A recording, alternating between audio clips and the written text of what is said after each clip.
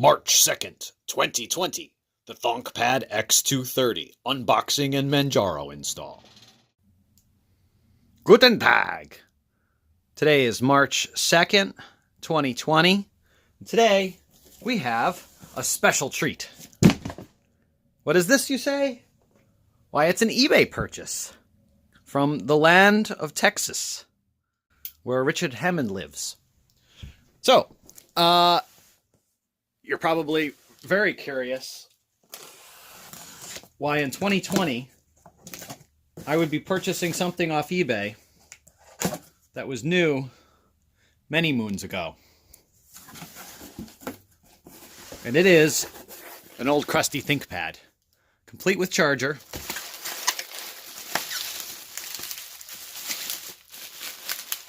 And it even comes with a stylus.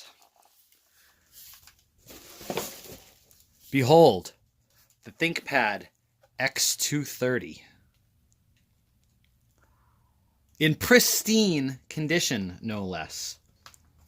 Oh, well, almost pristine. One of the little plastic noggins appears to have been damaged, but not in shipping. But look at that screen. It doesn't even have any keyboard swirls on it. The hinge is in perfect condition. There are no cracks. None visible, at least. And this is the model with the pen, and it even comes with the pen stylus. How wonderful is that? As you can see here, we have the requisite SD card USB Ethernet spot for the hard drive. Up top, we have a wireless kind of an area that's plastic on the top edge of the screen that pops out to make room for the antennas, because this is a metal construction. Not 100% sure. It might be titanium, magnesium probably. It does appear there is a bit of a fitment alignment without that other plastic insert. Oh no, no battery. I have to go on Amazon.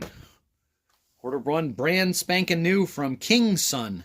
So I did research what available replacement third-party batteries were available, and this brand came up.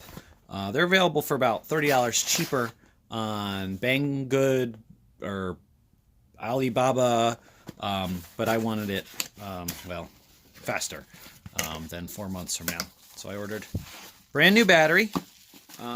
In researching them, the batteries that are available are actually specific to the X230 tablet edition. So they shipped a 67 plus and then a 67. I think they may have had one other model, but they were harder to find. So this is a, well, the quality test has passed. So we're going to plug that guy in. So what's nice about this style battery is that it's actually a nice little handhold for the device when it's in tablet mode. So when you're drawing, if you flip this around and you're holding it in your right hand, you've got a nice handle for it. And then the other thing is it's got this little notch right here, so that when you put it on your arm, it actually works out perfectly for balancing it, right on it. So let's see. Let's go ahead and install an SSD. I just happen to have a spare crusty SSD. Let's see where it's at. And when I say crusty, I do mean crusty. These Kingston SSDs are they are very slow for an SSD, but it was you know, in some device. I think I picked it up off eBay. I think, oh, it was in my T440p that this came inside, and well, it's not the best, but it's what we've got, and it'll work fine for Linux things. So let's get started. So I took the battery back out with a little Phillips head screwdriver. Just gonna pop the screw out. Ooh, this was not supposed to have shipped with a hard drive. Must be empty. This is a, how big is this? Well, it's advanced formatted, and it's a Christmas drive, December 25th, 2012. It's a 320 gig drive. I'm kind of curious. I'm assuming that this is empty, but we shouldn't waste this opportunity to check, you know? Yeah. Nothing on the hard drive. So, what we're going to do is we're going to focus. Just take off these little plastic devices here. And then this little strap here is actually very functional for inserting and removing the SSD. So just gonna swang, bang, boom. And there we go. Craptacular SSD installed. Go ahead and put on these rubber bumpers again. Not so much for the bumper component, but just for the fitment. Doesn't make sense not to go ahead and install it. Ah, yes. Sneak it on the back side, and it folds in just perfectly. All right, so what are we going to install for an operating system on this? I kind of wanted to take advantage of the touchpad, not the touchpad, the touch screen and the stylus. This is a #1 feature for me. This is probably the only reason why. I've had one of these devices in the past at an old job of mine. I brought them brand new, and they were great little machines. And they served their purpose, and then I've always wanted one since. So let's just take a quick little gander inside at the expandability options. I believe we've got one memory slot available. Yep, one memory slot. This one came with a 4 gig stick. You know what else I have? I wonder if it'll work with this device. The UltraBase 3. At least I think it's, yeah, UltraBase Series 3, which adds additional USB ports, a display port, and it also adds a optional drive sled of sorts. So that could be a CD-ROM. Gives you the ability to dock and add another 6 inches. Not 6, but you know, your ThinkPad just became a Thonkpad.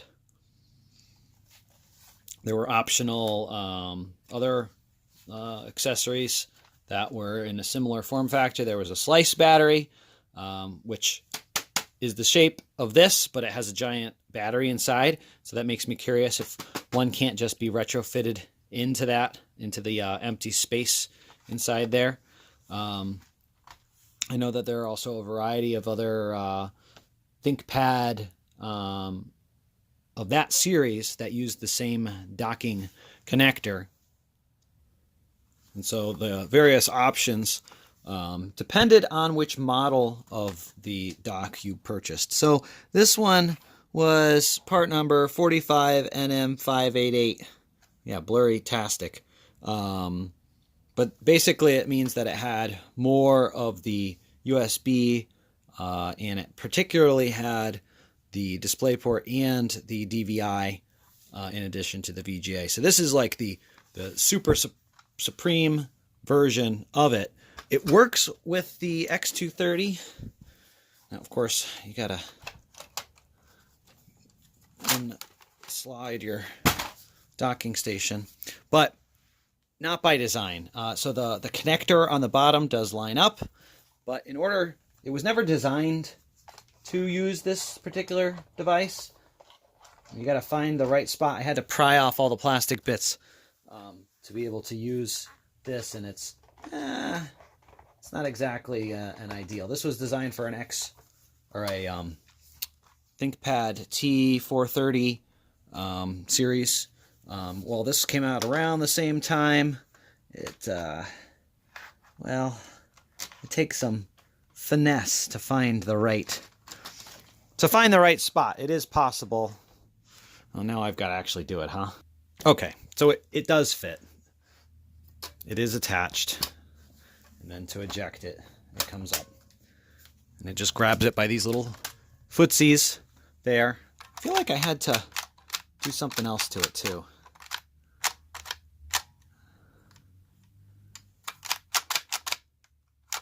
I don't know. All right, enough playing around. It's only 11 minutes into this video. Let's get some operating systems floating on this little doodly-doo. Does this have any operating system on it already? Also blank. And for this device, I pulled out my flash drive and it had a sticker on it that said Arch, but I'm just not ready to embrace the Arch completely. I don't have time for that. So I'm getting Manjaro with KDE Plasma. I'm going to give that a whirl. Oh, and just in case you don't see enough DD action, when I plugged in the drive, my flash drive, it came up as SDC. When I typed in LSBLK, it came up as SDC. So I'm going to copy the Manjaro image that I downloaded onto SDC. And, ooh, I don't think I can use a block size of 66. That might do something strange. Why don't we use a multiple of 4? And, you know, just for good measure, you should also sudo those kinds of things. And the password. And the typing. And the devices. When you do things wrong, you turn into Batman. Can't do that. All right. There we go. I mean, this thing's in great condition. The stickers aren't even worn. So on the left side here, I've got a display port, a faster USB 3. You know it's faster because it's blue. I'm going to put my USB superposition drive in. Oh, maybe we'll try this one instead. Let's see what else is here. Oh, I've got the wireless switch right there, and then a is that PCMCIA or is that Express card? It looks like it's PCMCIA. I'm not sure. It might be just the wider Express card. What else we got here? We got a inventory sticker of some sort. Let's boot into Manjaro. Let's get this lined up so you can see what's going on and not have a giant reflection on the screen. I gotta say the button for power is not inspiring. There we are, the 1024 by 768 IPS display. It has not loaded the drivers for touch yet. We're going to go ahead and set the time zone to America. Oh, well, that would be up there. I've always been curious why this menu has such a big delay on the installer for every operating system I've had or computer that I've booted up Manjaro on. So we find English. New York. Can we get a better focus? All right. Drivers, we're going to go ahead and get those non-free drivers, make this a slightly better experience. Keyboard, that's looking mighty fine. And let's boot. Doing stuff. Oh, yes. There we go. All right, so just curious if out the gate. Oh yeah, look at that. That is delish. Just get that out of the way. So we're gonna just go ahead and install Manjaro now. But great to see that the newest version automatically connects. Yeah, maybe I'll give you some internets. That seemed to work. All right. we are connected. We have all of these things. Get out of the way, sir. Yeah, we're in New York. And that looks like our keyboard. The 3 is a pound sign, an octothorpe, a hash, not that silly pound dollar thing. We are going to do... Yes, this previously had a pfSense installation on this disk, which in retrospect is probably a better use for that disk than the one that's in my T440p at the moment. Master Moose record. Master Moose record. That sounds fine. We're going to erase the disk. Oh, of course my name is Bob. And what is the name of this? This is Bob's X230t, man. You're not allowed to see my password. And yes, of course, I use the same password for everything on these videos. And install. Yeah, I know. We're running 1901 on KDE. That's because we don't want problems. We want it to be smooth, fast, fresh. And we'll be back in a second here. All done. Restart. Touchscreen works great. Do the thing. There we are. Boots up again. Told you this was the fastest USB drive of them all. Oh, my password. This is a pretty flashy interface for Bob. Finishing up the installation. We got ukulele, yukaki, yakuki, something like that. All right, we need a terminal because the first thing I need to get, well, I need to Pac-Man. Can't ever remember these syntaxes these days. On this Pac-Man, what is the thing? Well, first we got to do sudo, probably. And then we got to do a /h because we forgot how to get a package with there. It's probably the same syntax. Oh, great.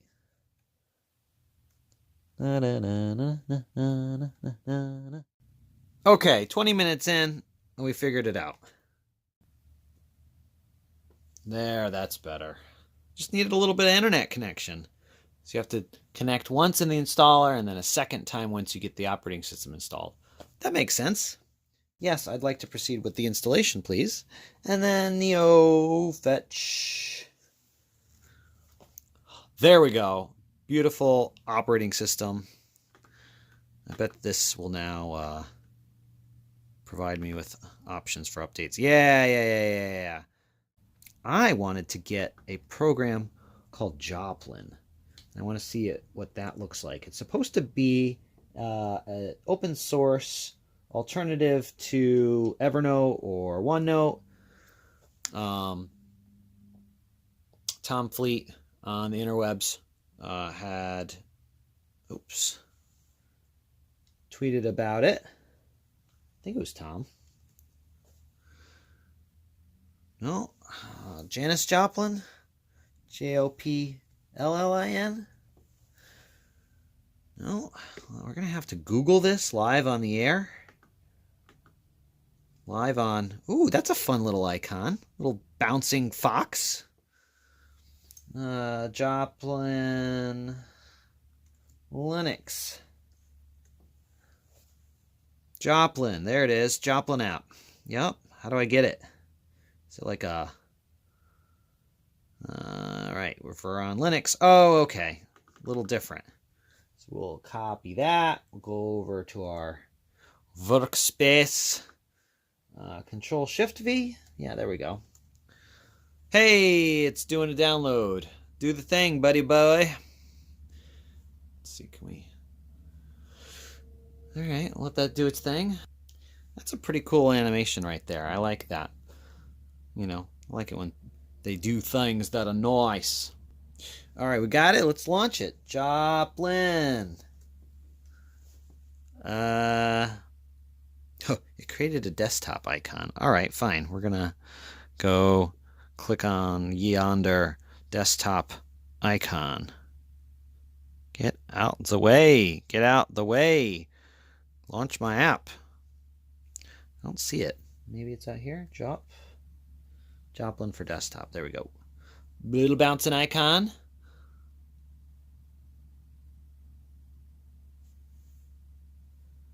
All right. So this is Joplin. We adjust there. Looks like we've got some notebooks, kind of laid out somewhat similar to, let's say, OneNote on the web, where you've got your notebooks on the left, your tabs, and then some page stuff going on. This is like a markdown section. Does it show me where I'm at in my... I like it. So let's go and do a new note. Shows up over there. Can we insert? Bup-a-de-bup-a-de-bup. So my guess is that there is no inking support for that, which is fine because there's actually a wonderful tool called Xournal, Xournal plus plus Xournal. Let's see if we can find it in the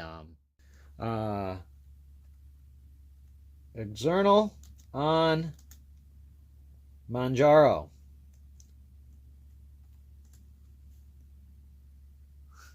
Use the Snap Store.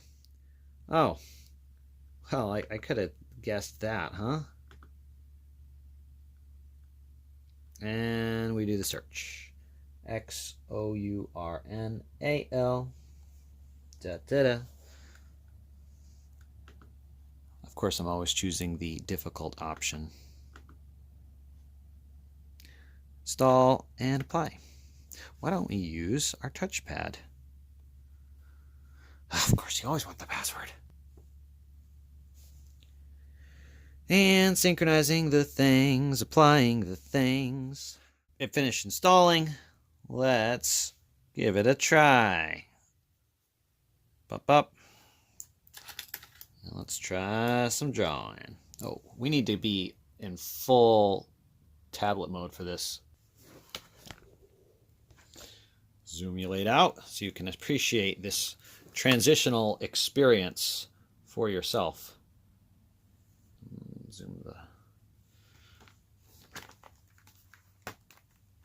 Oh yes, the full tablet experience. What's better than a full tablet experience? A tablet experience where you're comfortable. You can just take your notes. There we are. Let's see. I'm going to journal Today was the first day that I started my journal on Xournal. Xournal. You don't know how excited I am to have a X230 running Linux. It's been a very long time since I've had this in my mind, and I've been poaching on eBay looking for a deal, and I found this gem, so I'm very excited. And I hope that one day you too will be as excited about a open source operating system that you can run on a tablet-based device. This is everything I hoped it ever could be, is, and was. And it's from 2012. But here we go. So don't forget to